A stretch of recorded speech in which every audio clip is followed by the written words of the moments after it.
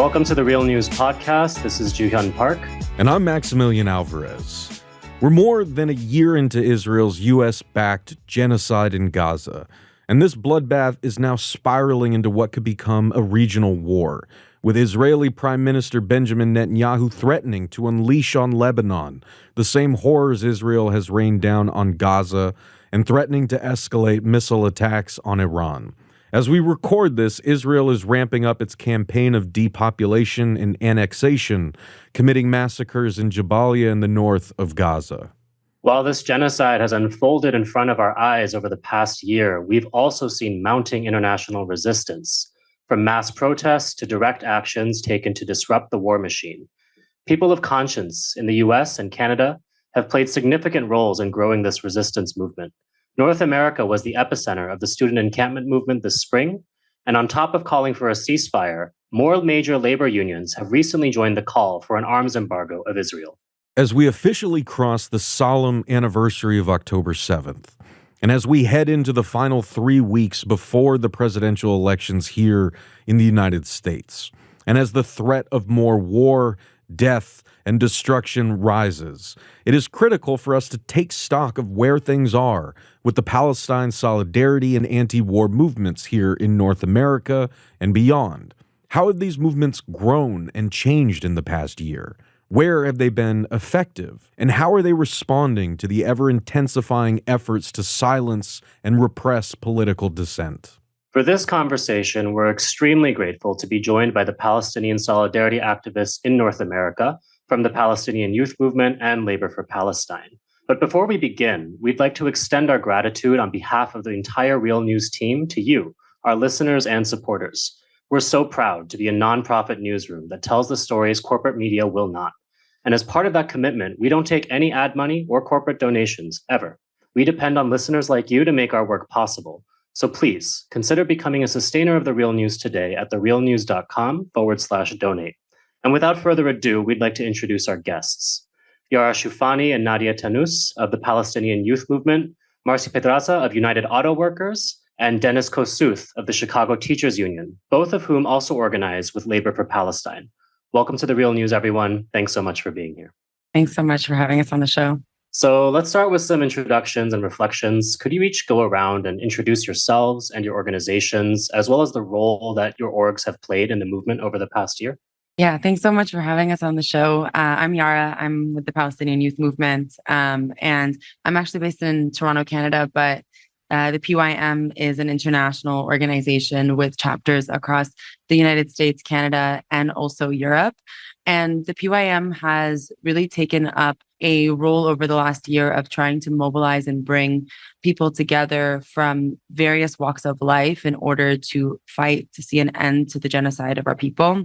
We have taken to the streets in our various locales, organizing local protests, but also protests that respond to international days of action that we've issued, for example, just recently on October 5th, calling for an international day of action to commemorate the 1 year of the genocide, which was taken up in over 30 cities across the world. And we've also organized national actions, so a national march in DC just last year, as well as a national march in Ottawa in Canada. And also we've organized national actions in protest of particular developments. So in DC, we organized a national action in protest of Netanyahu's Congress visit just a few months ago.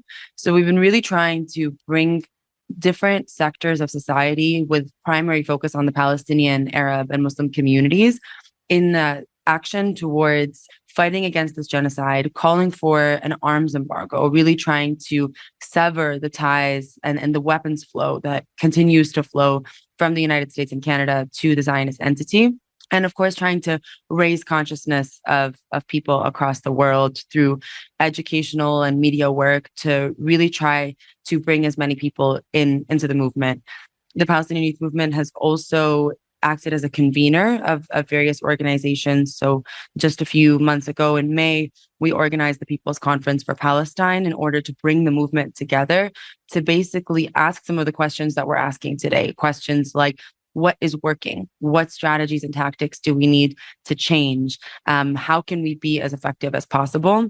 And just in the last few weeks, we've also launched an international fundraiser to support Gaza, to be able to stand with our people and support their steadfastness now that they've been withstanding a genocide for a year, remaining firm on the land amidst some of the most horrible conditions that we've seen to date.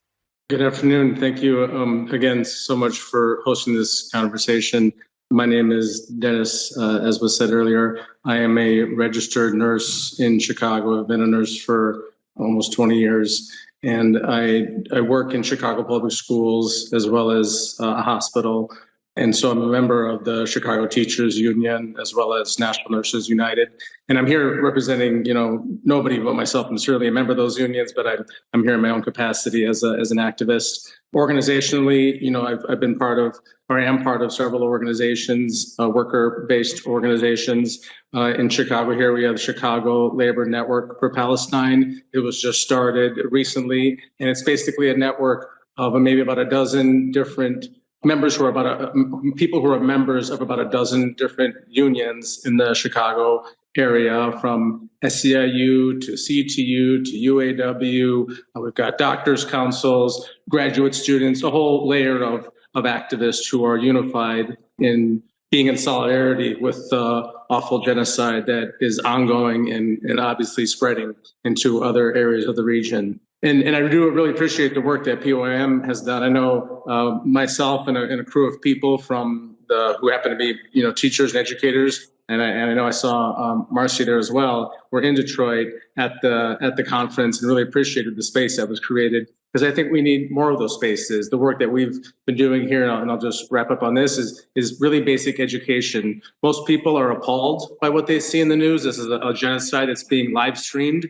I think that they are horrified by what's happening, but aren't sure what they can do about it. They understand their tax monies are funding this outrageous murder. They understand the politicians that they maybe even had voted for are giving unconditional support for the crimes that Israel continues to commit on a minute-by-minute basis in their name, in the name of their government, and yet are trying to figure out how do they do something about it. And so the things that we've done have been very basic, unfortunately. I think that it's the basis upon which we continue to build and grow our movement. So it's been educational sessions. We organized an educational session that was hosted at our union hall at the Chicago Teachers Union. 150 people, workers from across the city, came together and learned from Palestinians about what the history of the situation is. This did not start October 7th. This goes back 75, if not longer, years.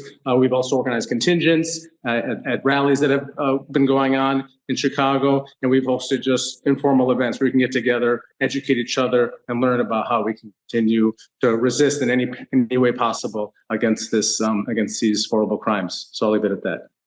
Hey, y'all. I'm Nadya Tannous, and I'm a long-term organizer with the Palestinian Youth Movement. I'm also a member of the Off Maersk campaign steering committee. And so I'll talk a lot, inshallah, on this time together about the demand of arms embargo and the way that the PYM is picking up that demand as building beyond ceasefire and actually answering to the moment of an onslaught in the north of Gaza, an onslaught in the south of Lebanon, and also Israel's increased slaughter across the region. Off Maersk was launched at the People's Conference, and it's trying to target a lead in the logistics industry, which is Maersk. It's one of the largest logistics companies on the planet, Danish, and has actually a long history in of itself of fueling U.S. imperialistic wars from South Africa to Vietnam. And also they have a history of funneling weapons to Nazi Germany. So they have a long history and legacy of engagement with wars and profiteering off of wars. It's our role to be able to expand and say not just who are culpable, what are the weapons companies that are taking a role in producing these mechanisms of terror, but what are the veins and the arteries of the system that helps those weapons move from the US, from Europe, from the global South in order to be used against our brothers and sisters in Yemen, in Iran, Lebanon, and of course in Palestine. Really happy to be here. Hey everyone, thank you for having me. My name is Marcelina Pedraza, and I've been a union electrician for 25 years, started in construction, but for the past, over 10 years, I've been in UAW, first in Belvedere, Local 1268, where I just came from a rally where President Sean Fain was and Senator Bernie Sanders. And right now I'm working at Fort Chicago Assembly Plant for the past 8 years, UAW Local 551. And as you know, many are aware, the UAW called for a ceasefire back in December. It's one of the first big unions, international unions, to do that. But a lot of us on the local level felt like we could take it a step further and not just call for a ceasefire, but demand BDS and stand in solidarity with Palestinian trade unionists and workers, because that's what we do, right? As workers, we join picket lines, we don't cross them. And it was just a really quick resolution that I put together, like basically sharing information or getting information from the Palestinian trade unionist call and also other UAW locals that have passed similar resolutions. And when we had our meeting in January, we weren't able to do it the month before because we didn't have a quorum. I presented it to a few of my members at other committees that I'm in, and thankfully it passed overwhelmingly. But I did get a lot of pushback from it afterwards, because in the beginning a lot of people just didn't really understand what it was about. And when they heard the words "stop transporting weapons to Israel" and "stop giving money," people were kind of confused. And even in the meeting, I brought it up as, look, this is our tax dollars that are paying for this, and it has been going on, like Dennis mentioned, for a really long time. And basically, I wanted to bring this up and then also try to educate some other members that were, having questions and came to me, not in a hostile way necessarily. So the important thing, for us anyway, was education. So I'm also a member of UAWD, and we have a Palestine Education Committee. And, we put together these panels to help give more information to the membership on what exactly, on what has been going on. And, we've been involved in several demonstrations and big ones, in Chicago, all the way from the beginning, well, since last year, but also up to the recent march in the DNC, also with, this recent Monday, the work stoppage for October 7th, for the 1-year anniversary. And for this question of, why we're doing this, we have to stand together. I just, in preparing for this today, like I don't even know, like at this point I've spoken on this so much, and it's just like, it's so, disheartening, but I still have hope, and I still say we need to keep the pressure on, keep, going to the streets and protest, and keep demanding, our latest call for UAW is for our IEB, or International Executive Board, to divest from Israeli bonds. There's something like $400,000, and there's a mass call now to email and call all our regional directors to do that, because last time they voted not to divest. So trying to get them to vote for divestment again. And I'll just stop there. Thank you. Thank you all so much for those introductions. And I want to kind of build on something that you just said, Marcy, right? That feeling of despondency that so many of us have, especially after we have crossed the grim anniversary of a year of genocide, right? And, Yara, I want to toss this to you and Nadya from the Palestinian Youth Movement, because you and I first met in person when I was in D.C. in November with Jessel Noor, covering what was then the largest Palestine solidarity protest in this country's history. It was massive, it was forceful, and it was really powerful. And of course, those protests, in different locales around the country, in Canada, have not stopped. And that forceful speaking of truth to power, is not nothing. But over a year, we of course have seen that power's not listening. And so I think the question on a lot of our, viewers and listeners' minds is how has the movement itself developed over the course of the past year? How has PYM specifically, adapted its tactics or adapted to this sort of environment? And how have you seen the impact of PYM on people living here in Canada and the US over the past year? Yeah, Max, I think this question of like, we've been protesting for a year now, and we know that our mass mobilizations in the imperial core are not going to be the thing that ends this genocide. And I think that that's a conversation that we've had organizationally, both internally and externally, to say that like we know that there are going to be critical developments on the ground, regional actors, international actors that are going to play a really decisive role on the conclusion of this genocide. But for us, when we think about why is it that we continue to mobilize, why is it that we continue to bring people together week after week for whether it be national mobilizations or local ones, I think there's a couple of things that come to mind. One is the expression of solidarity with Gaza itself, right? To make sure that our people back home understand that people all across the world stand with them. We saw this during the student intifada, where you had signs being written in Gaza that were thanking students, at Columbia, for example, right? So there's this kind of international dimension that's taking place where our people in Gaza and Lebanon understand that they're not alone, and that while the most powerful elements of like the ruling elites and the corporations of North America and Europe stand with their enemies, the people of these nations stand with the people of Gaza, right?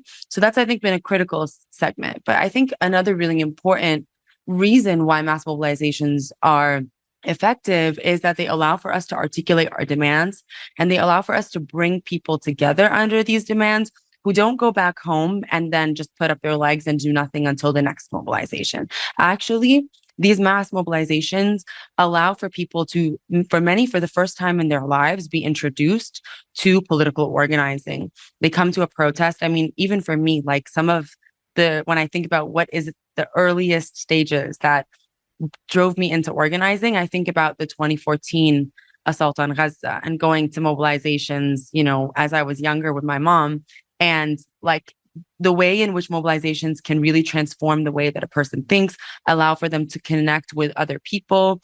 At these mobilizations, you'll see contingents like, for example, you may have a healthcare contingent where people are able to actually connect with other people who work in the same sector as them, and then strategize about what they're going to do around ensuring that the healthcare sector and healthcare workers are able to express through their unions or through their professions the need for the protection of hospitals, for example, in Gaza, right? And so there's a way in which these mass mobilizations are actually, they act as a site for the raising of consciousness, but then also they bring people into further organizing. And I think that that's really one of the most important things, putting the mass mobilizations aside just for a minute. We've really been trying to focus on how can we build as broadly as possible with various organizations and sector-based formations. So I know a lot of y'all mentioned the People's Conference for Palestine.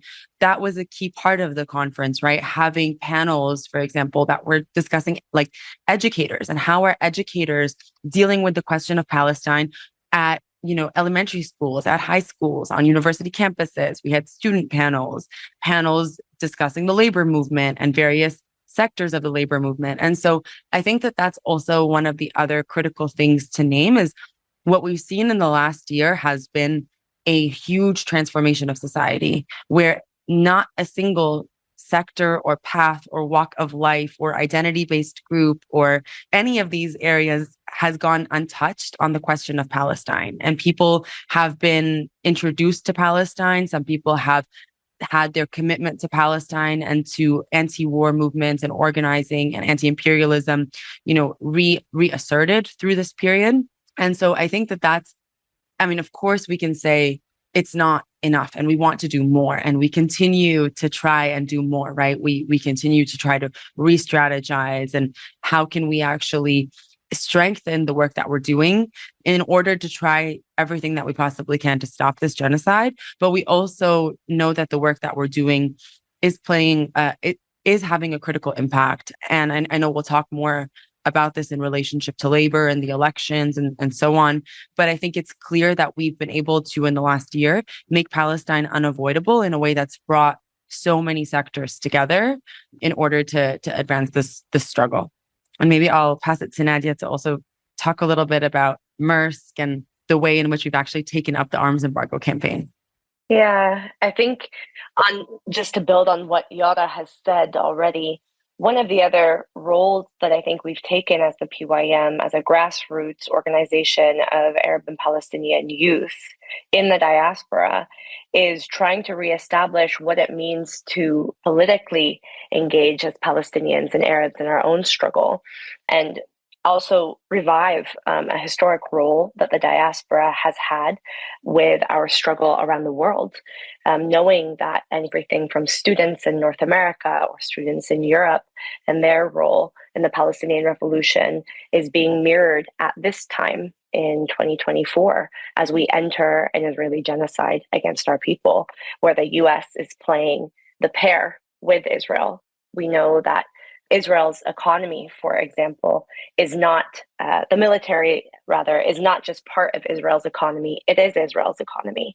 And so knowing that those policy decisions, the number and weight of the martyrs that we've seen in the past year are all in alignment with the US foreign policy that is the backbone of Zionism and is the backbone of Israel in our region. And so what does it mean to take up our responsibility as folks organizing inside of the imperial core against the empire and take up that historic approach of solidarity also with those inside of the empire who are fighting against the exact same forms of oppression?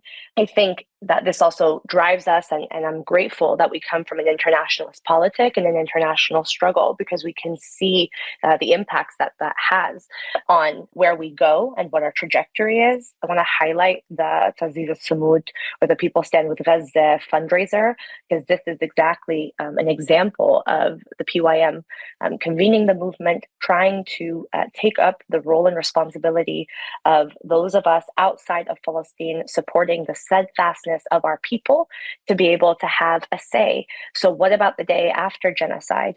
We want our people to be there to have a say the day after.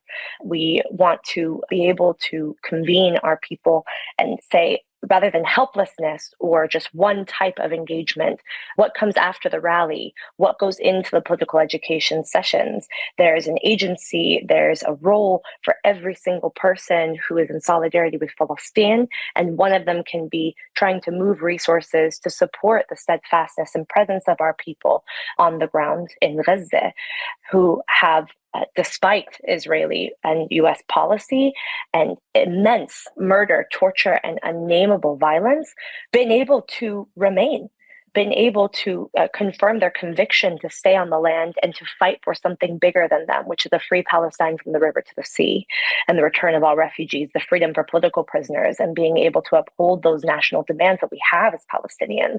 I think, secondly, going back to the idea of attacking the military-industrial complex and that being at the core of the Zionist entity, we know that logistics companies are the things that make all of these different weapons or components of war accessible to the empire. So we can see that after the November mobilization in DC, we saw a ceasefire in December that was for a few days. We know that part of the driver for that ceasefire, temporary, was that Israel actually ran out of smart bombs. They were down to 10% of their weapons because they have been using their ammunition indiscriminately. Just last week, they unloaded 50 bullets into one schoolgirl in the West Bank. So they're running through their munitions because they are indiscriminately targeting Palestinian people, now Lebanese people, with those munitions. What that does is show us that there is a very heavy burden, whether from Germany in the case of the smart bombs, or in terms of munitions coming directly from the United States. And so how do we take a role in interrupting that flow of weapons in order to enact a people's arms embargo, not from the politicians above who for a year have not listened to the mass majority of people here in the US, in Canada, or in Europe, but actually enacting it from below. Logistics companies are everywhere, and so are we. our movement for a free Palestine and people in solidarity with the Palestinian and Lebanese people are everywhere. And we can see this actually when we talk about why Maersk. Maersk is an industry leader. So Maersk was targeted now 3 times in the Red Sea. They were some of the first ships targeted by Ansar Allah because of carrying weaponry. And that was really important for us to watch Maersk. They actually pulled out of the Red Sea. They were the first logistics company to do so. And all of the other logistics companies followed. That's what it means to be an industry leader. When we talk about Maersk and labor, we're talking about Maersk's role in automation. So they actually are continuing to automate their ports, which is cutting jobs from workers in the Longshoremen Union or also ILA, IDU. They have lots of TIFs with the ITF, for example.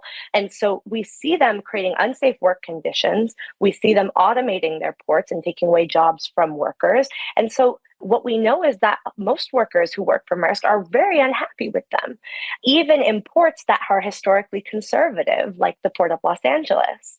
There's actually an edge there for us to be able to work in different labor sectors and talk through that, both the historic role of workers and being able to make a stand and actually stop the flow of weapons and goods, much like how we see the ILWU Local 10 and their role in South Africa. Historically, we also see this ability to confront and combat the shrinking left. As Dennis said, it's hard. Sometimes you have the most basic things, but you have to do them because it's a long struggle. And so how do we actually give an opportunity through the Maersk campaign to say, look, we're building something different. This is about international political education. There's an organization, a corporation that you see every single day, and they are absolutely complicit in the genocide of the Palestinian people. Israel is reliant on them to continue this genocide. And so we need to highlight the importance of worker solidarity with the Global South, sector-based formations, as Yara spoke to, whether that be Labor for Palestine, our comrades who are on this call. And also we see a growing development of unionized tech. So out of the Bay Area, that's extremely important. If we talk about the role of weaponry and surveillance in Israeli domination and the development of artificial intelligence and that importance in this war. And so being able to actually formulate, what do we do next? That's been part of what the PYM has tried to pick up at this time, are the demands that are mass. We can engage people and taking up small cumulative steps to confront the genocide from inside of empire. And so it's not just about holding our politicians accountable. It's about making a material difference in the moment that we're living in. A year more of genocide is absolutely unacceptable. What are we going to do about it? And for those at home playing the dystopian bingo game, Maersk is the very same Danish shipping giant that chartered the container ship that crashed into the Francis Scott Key Bridge and collapsed it here in Baltimore earlier this year. It's a horrific game of bingo indeed that we are playing these days. But as Yara and Nadya are really helping us understand, our role in this moment is really to build a society-wide confrontation with the genocide and those who are not only just enabling it and financing it, but really in many ways benefiting from and directing it, who sit in the halls of power here in our own country. Now, I want to pivot a little bit back to our friends from Labor for Palestine, and I want to talk about the specific stakes for the working class in this movement. We've talked about the role that workers play as really the gears within the empire itself and how we all need to be working together to build that confrontation from within the belly of the beast. But I'm wondering if you can also speak more to what is really at stake for us as members of the working class, as just part of a common humanity in the struggle for Palestine, and how is that factoring in to both the ways in which that you are engaging in the struggle and that you see other fellow workers beginning to take interest and exhibit commitment to what we're doing here?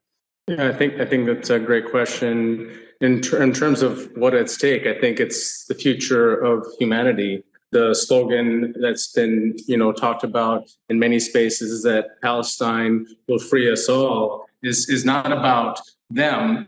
people who are suffering under the Israeli onslaught in the region, about the world, about a dynamic, about a system that has been in place, not just in that region, but around the world, of oppression, of racism, of profiting over people, the fact that this country spends trillions of dollars on not just murdering the people in Gaza and now the West Bank and now Lebanon and on, but around the world. And so I think it's calling into question that system for many people. Just like the uprising that took place following the murder of George Floyd, I think it's opened people's eyes to what kind of society we actually exist in. And it's making people question, what is their role in that society? Am I a passive bystander just watching something happening? Or do I have a role in taking action? Can I do something about it? And so that's, I think, an important question that many people, and hopefully more and more, are grappling with, in particular young people. And I've really been inspired as a labor activist and seeing the campus take encampments. We had several of them here in Chicago, whether it was DePaul University, which went on for some time, University of Chicago, Northwestern, and then the School of Art Institute. I think for a number of hours they were able to hold space until the police came in and unfortunately cleared them out. But there is a labor aspect to those struggles, as we see with every struggle, in a direct sense, in that many grad students are organized in unions. Here in Chicago, it was United Electrical Workers, both at University of Chicago and at Northwestern, that were very involved in this fight for freedom and for divestment. And at DePaul, it raised the question of labor organizing as well, in the sense that they had two people who worked for DePaul and were discontinued in their jobs. One of them was an adjunct professor. She taught a health class and made an optional question asking people to reflect on what are the health impacts for the people in Palestine with this ongoing war. And for that, she was rewarded with having her classes basically canceled for the next upcoming semester. And even though DePaul did an investigation and determined that their action was unjust, they still chose not to renew her. There was another individual who worked there as a security. He basically was worked for a company which DePaul contracted with. And apparently DePaul thought he was too friendly with the students, and the Palestinian students in particular, for treating them as equal human beings as everyone else. And so he was also reassigned away from DePaul. And one of the things the professor said is that if we had a union at this school, maybe they wouldn't have treated me in this way. And I think that's the links that we can begin to make with so many more workers in terms of why this issue is an issue for labor, why Palestine is a labor issue, because many of us are suffering in the sense of people who are specifically losing their jobs due to just speaking out about the issue and saying the truth, which apparently in this country is not allowed. And we know why it's not allowed. They want to manufacture consent. They want to make us feel like the state of Israel has to be supported no matter what, that to be against Zionism makes you an anti-Semite. They put these lies and these myths and they further them because they do want us complicit. They do want us silent. And what we have to remember is that our history is not silence and complicity, but of standing up and fighting back. My own father was drafted to fight in the Vietnam War. And when he was brought into the army, the anti-war movement was already deep within the army. And so he learned through his own experience that his side was not the U.S. Army, but was actually the Vietnamese resistance. And that made him a lifelong activist and socialist. And I think those are the kinds of things that are similarly happening, hopefully more and more so with people as they engage with this issue,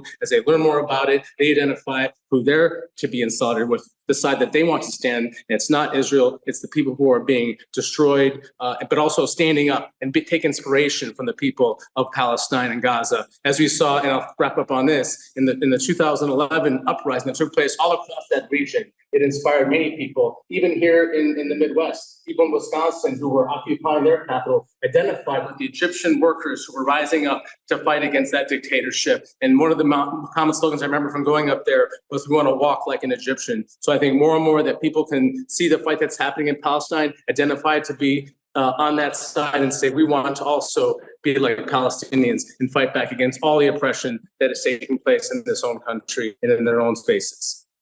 Yes, well said, Dennis. And when I try to, get this whole question and relate it to workers, it's a big question. And workers, we do control the means of production, but until we are organized and we mobilize, if we do achieve those goals, we can really shut this this country down, like we saw what happened with the recent dock workers strike, and I forgot to mention earlier that one of our actions was we went to protest a company called AM General in South Bend, Indiana, where it's represented by UAW. They make Humvees, which are, used for war and sent to Israel.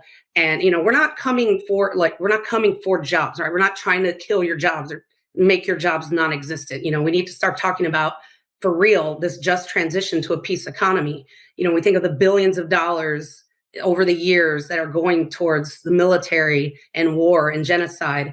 What could those resources be used for? Not just here, but on a global scale. I'm also an environmental justice activist, and you can't ignore the climate crisis and our recent events, the hurricanes and tornadoes, and all the money that could be used giving people basic needs like shelter, electricity, running water, fixing our schools, making new green schools, having universal health care. All this money could go to give houses to everybody, shelter for everyone.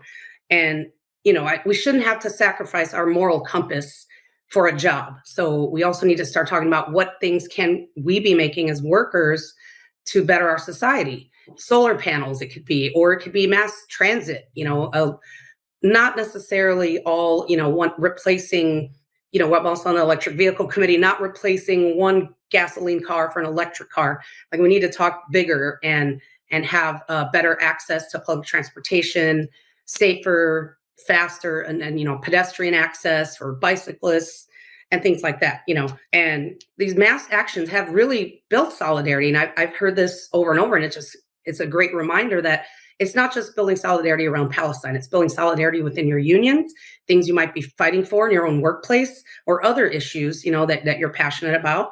So that's a good thing that's come of this. I've met so many people and learned so much, especially about the Maersk campaign. It's just sickening, all the money from like Google workers and the tech and the AI. And it's really scary, this world that is what's happening in the world is really scary, but it doesn't have to be. We can continue to build solidarity and figure out like how we're going to continue to mobilize, organize people so that we can use our resources in a better way, and not just like killing people and continuing this genocide, because they're coming for us, right? They don't want us to protest. They don't want us to be in the streets. People are getting fired for using their basic rights to demonstrate, their freedom of speech. We need to protect those workers' rights as well. And if you think that this doesn't relate to you, wait till the next strike. And they say, well, no, you can't strike anymore. You can't protest anymore. You can't demonstrate. And then they're going to say, well, why? Well, because of all that, what happened, the Palestinian protests, now it's the law. They're going to try to make it the law. We can't even have a picket line. So that's where I try to really, bring it home for people that don't see how it relates, but it's going to affect all of us as workers.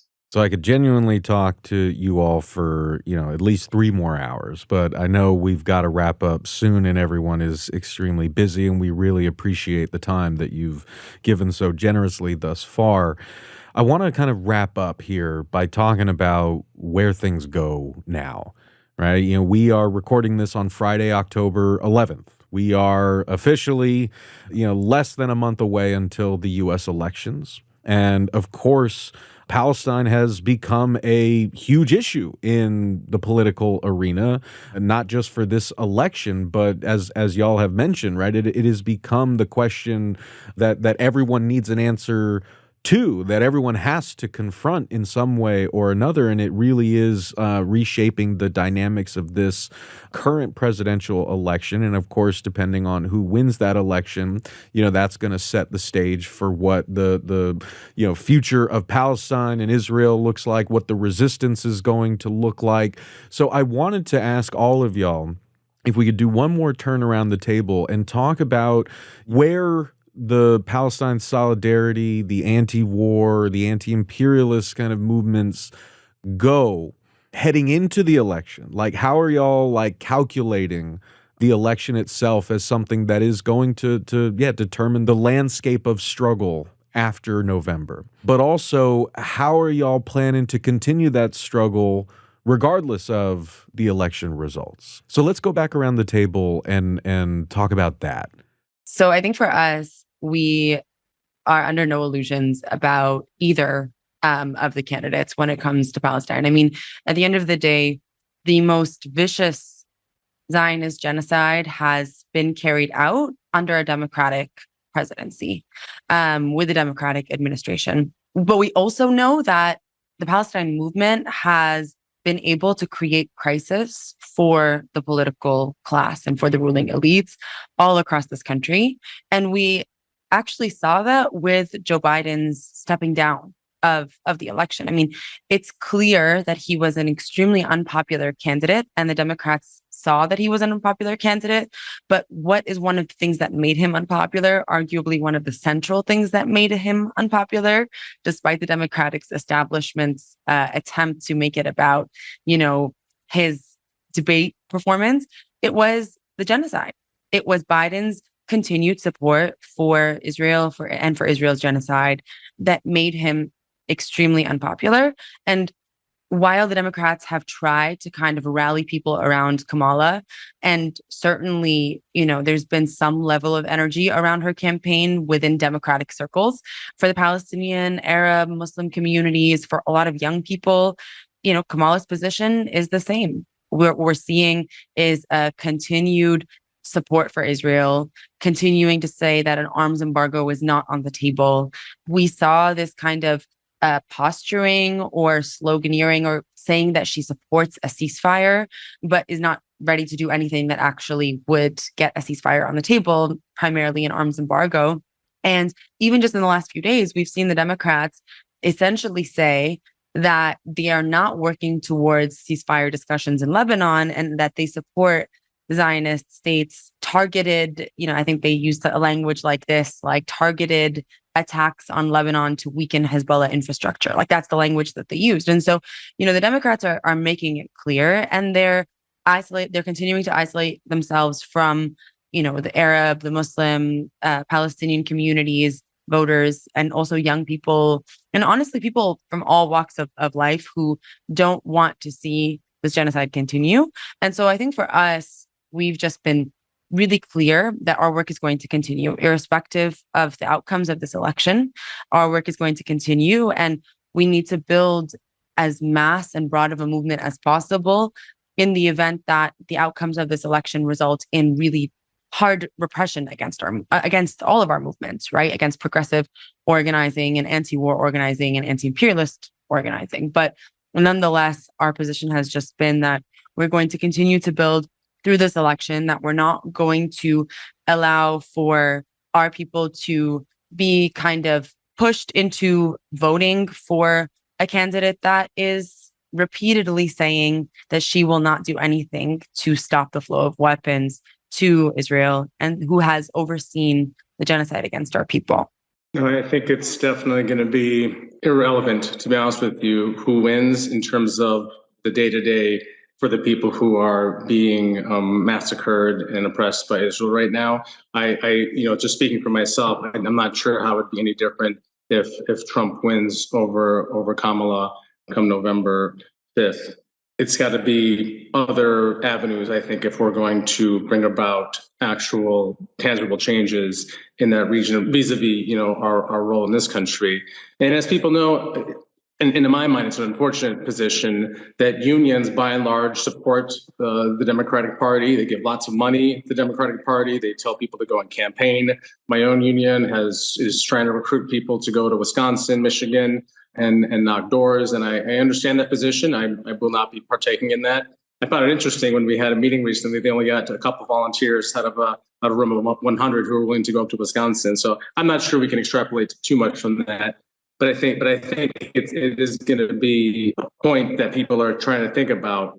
When we were organizing to join the protests and organize a contingent as the Chicago Labor Network for Palestine or on the DNC, the way we talked with people is that we need to organize around demands. We need to organize around positions. We don't need to organize around individuals, especially those individuals have a track record of not supporting our causes. And that's what's going to, I think, hopefully get people continue to mobilize and organize. And experience is going to be a stern teacher. When we were at the DNC, you had the uncommitted activists who were inside there attempting to do things from that angle, and I understand that position, and I think it was an important instruction to many people who watched that, maybe hoped, oh, maybe they'll allow a Palestinian to say something at the DNC in endorsement of Kamala, no less. And they didn't even allow that to happen. So I think a lot of people paid attention to that. They learned from that. And hopefully we can talk about how do we build beyond that and not depend on these politicians to do things for us, but to move beyond that. And there's a history of that. You look at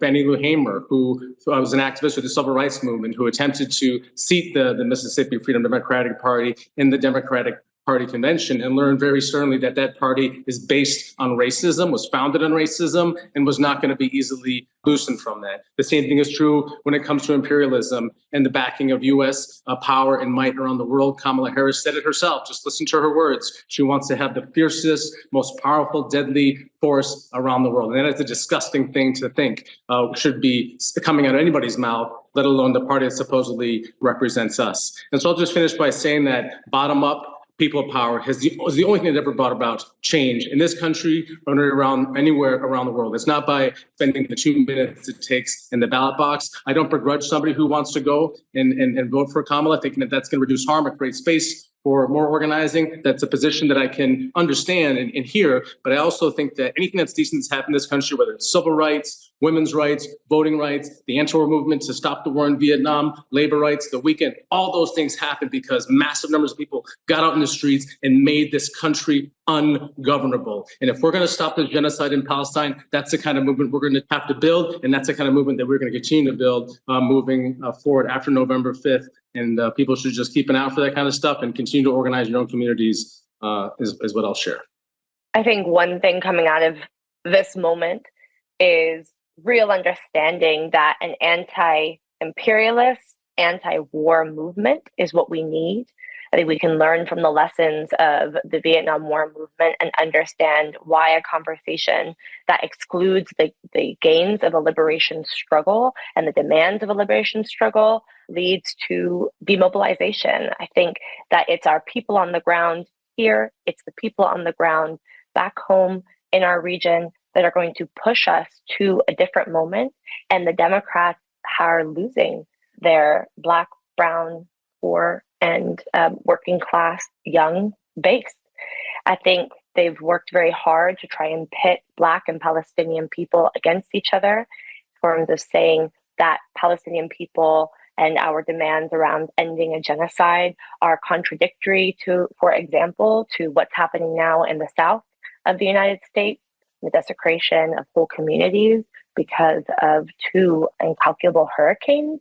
And we can say, actually, it's the US's unending dedication to Israel, to Zionism in our region, that is absolutely emptying the coffers of the United States, unable and unwilling to address our people. The United States doesn't care how high the cost is. If it comes to supporting Israel, they will take that cost every single time. And I appreciate what Dennis had said about a real anti-war movement developing inside of the ranks of folks who were drafted and those who were here and completely disillusioned with the US being any sort of peaceful broker. So we talk about successful moments of people and worker uprising in history. We need to remake those moments now. And we see that with the PGFTU statement, really congratulating the accomplishments of the 6 largest unions in the US and calling for Biden to enact an arms embargo. The work of our labor unions here was really felt back home. And what Palestinians are asking now is for workers not to cross the picket line. So they're asking specifically around workers not to handle military cargo or commercial vessels carrying military cargo, personnel, weapons. And so they also highlighted Maersk and Zim. That's what workers here, that's what people here can do, is not cross the Palestinian picket line.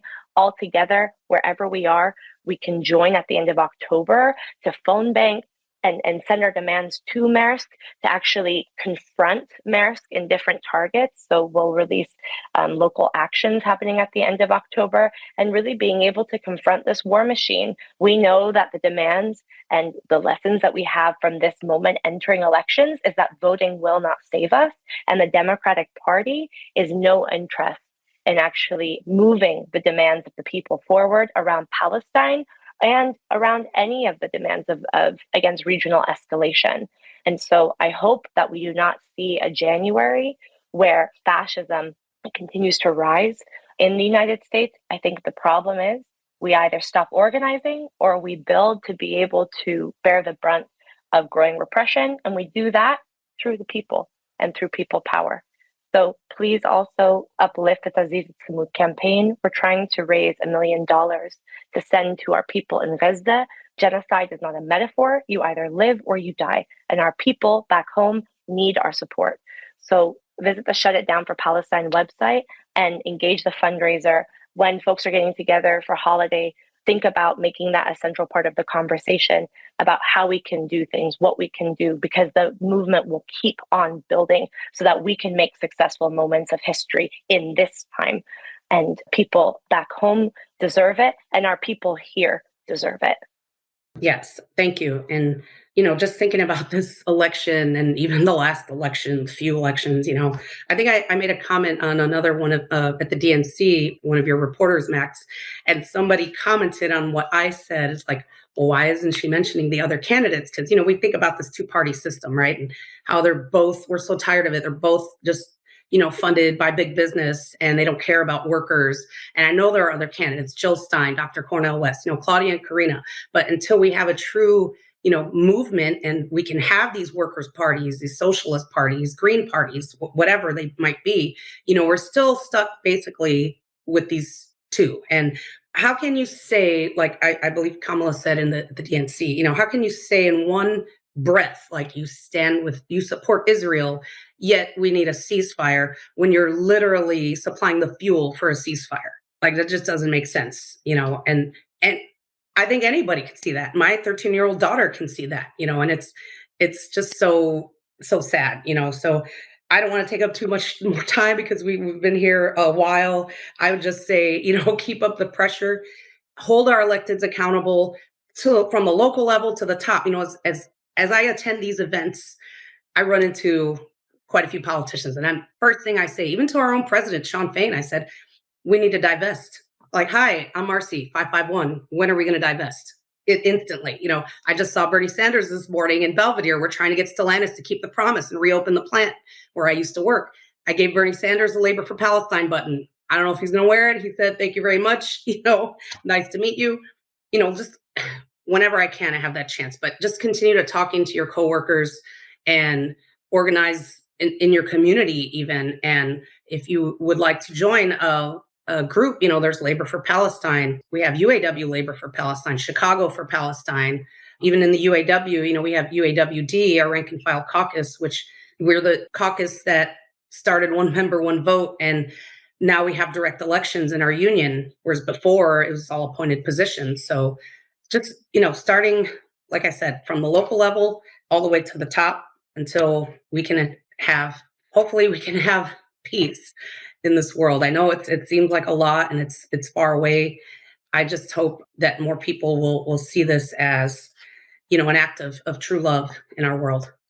Once again, I want to thank you all so much for joining us. And I promise we're going to wrap up in 1 second, but the real news remains a 501c3. We are not in the business of telling anybody how to vote. We are in the business of lifting up the voices from the front lines of struggle and giving working people out there the information they need to act. And what we try to do every week with every production is answer the questions that we know our audience have. And so in that spirit, I just wanted to ask a follow-up question that I know folks have because they ask me all the time. And since we have you all here, I just want to do a quick rapid fire. Do you have a quick direct response to people who are wrestling with this, who feel with what you just described? I know they feel that in their hearts. And essentially what they've told me is they're like, look, Max, I've got the choice between bad and worse. I've got the choice between a genocide perpetrated under Democrats, a genocide that I fully expect to be continued under Republicans, but under one, I have a National Labor Relations Board that's still functioning and allows me to be part of a union.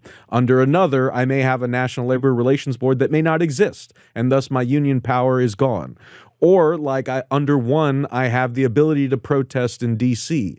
under the other. One of Trump's administration's first actions in 2016 was after the inauguration protest, where he tried to mass arrest J20 protesters and charge over 200 with RICO charges. So people are trying to wrestle with this. They got 3 weeks left to the election. I guess, what would you say to folks who are listening to this and are still, they're in an impossible moral quandary? What would you say to folks there who are dealing with that right now?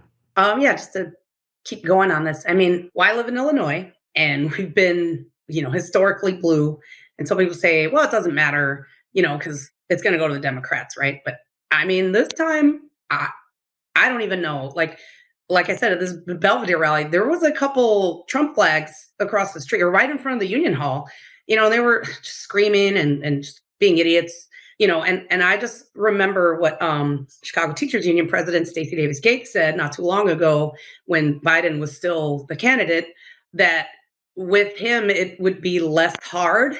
And it resonated with me, because obviously, we don't want to go back 50 years. We don't want to go back to where women don't have the right to make decisions on their own health care, or where you can't marry who you love, or you can't protest, things like that. I understand that. It's just that we need to make sure that people vote with their beliefs and what they really, really believe in. And I know there's some people that this is the one issue that is the decision maker for them, so they won't vote for either candidate. So that is their right. And I know so many people now who have never even wanted to participate in an election, who are campaigning and making phone calls, phone banks and all that. And that's great. I like to see, more people getting involved, and because they see that there is a scary option, right, that we can be going towards. So that's what is encouraging to me, to at least see people do something, about all of this.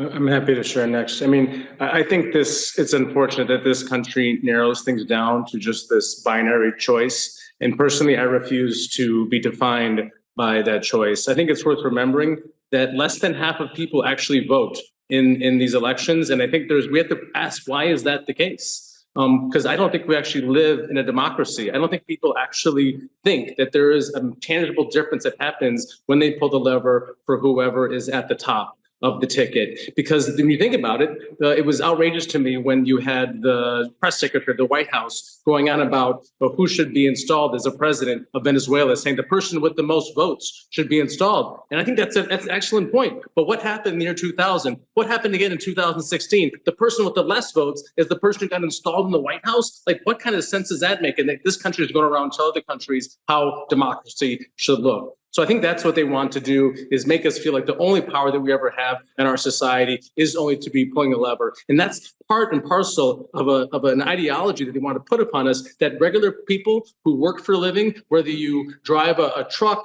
or put needles in the people in a hospital, teach in a school, or turn a bolt in a factory, that you have no power, that you have no say in how the society should be run, will be run. Leave that to the elite people who went to fancy universities and that will vote for every 4 or 2 years, and they're the ones who make the hard decisions. But we have to reject that framework in terms of how society moves forward. I'm not going to tell an individual how they want to vote on November 5th. People should do whatever they feel like. I think the most important thing we can do is to get engaged, get active, organize in your community, whether that's your school, your workplace, whatever the case may be. Organize with other people and make a difference. I've been on strike 4 times in the past 5 years, under Biden and under Trump. And the thing that made a difference was not who was in the White House, but the fact that me and 28,000 other educators got out in the streets and fought for the things we want to. That's what moves society forward, not who's in the White House.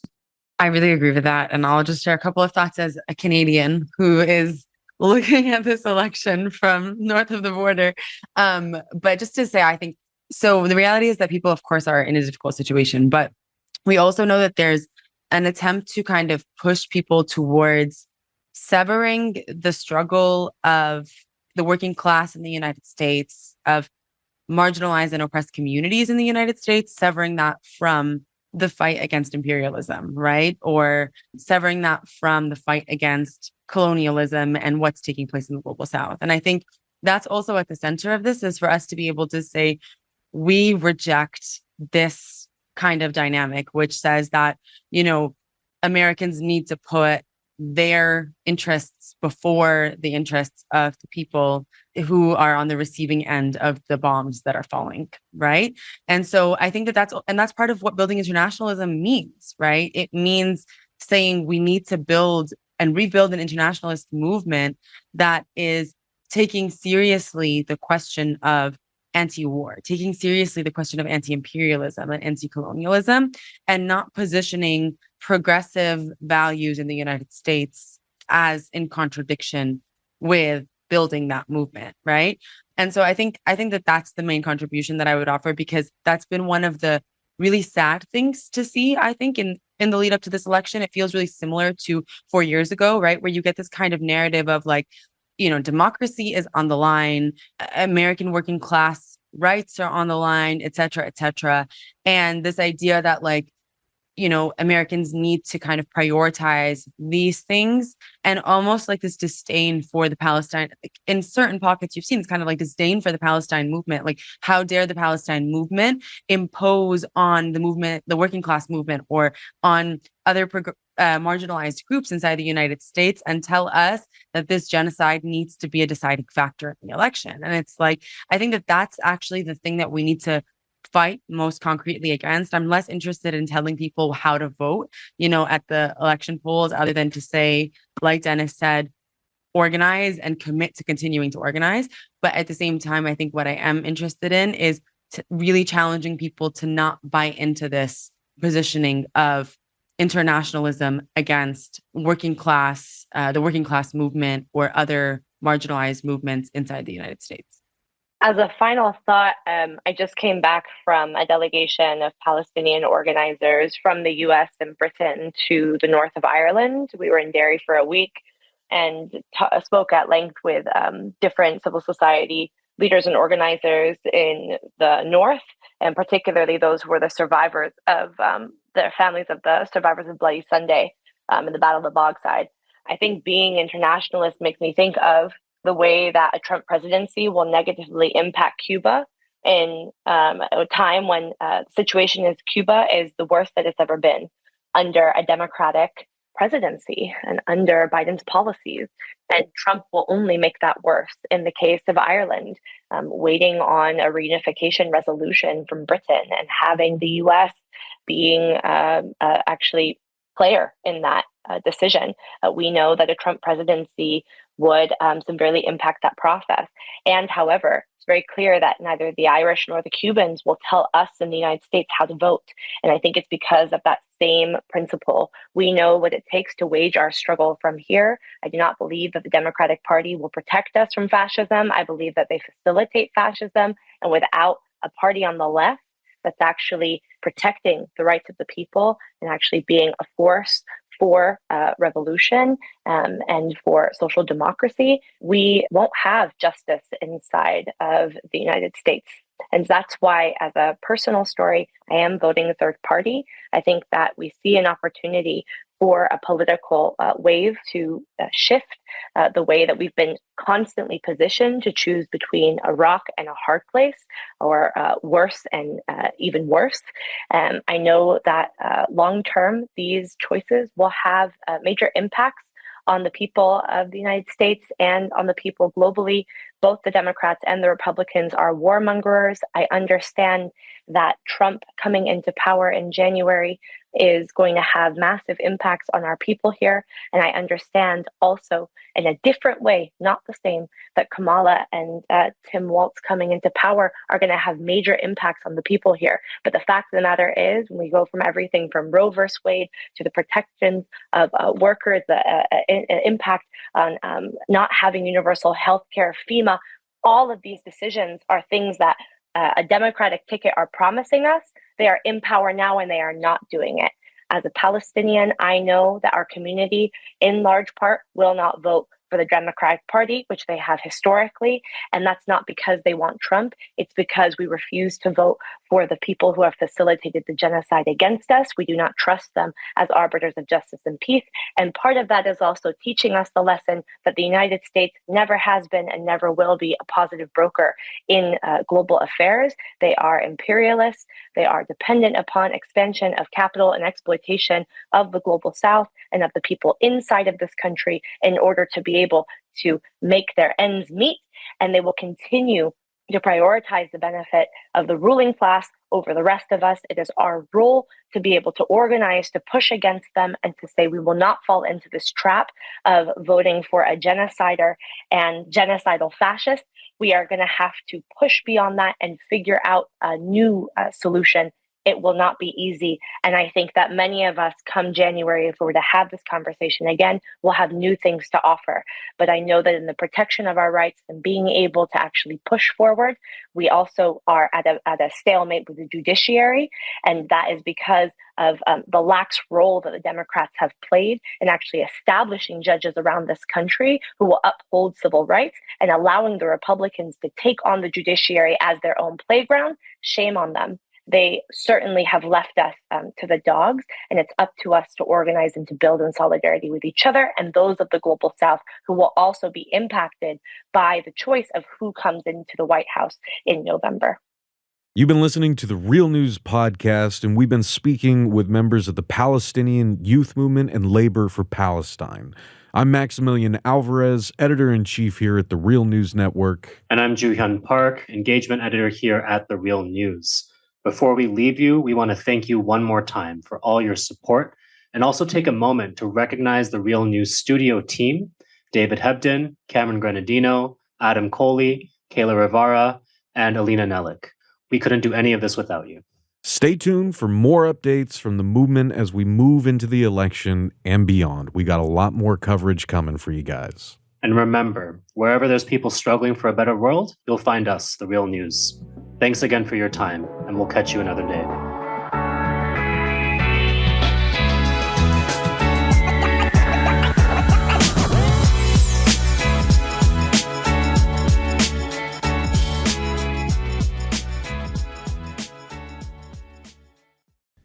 Thank you so much for watching the Real News Network, where we lift up the voices, stories, and struggles that you care about most.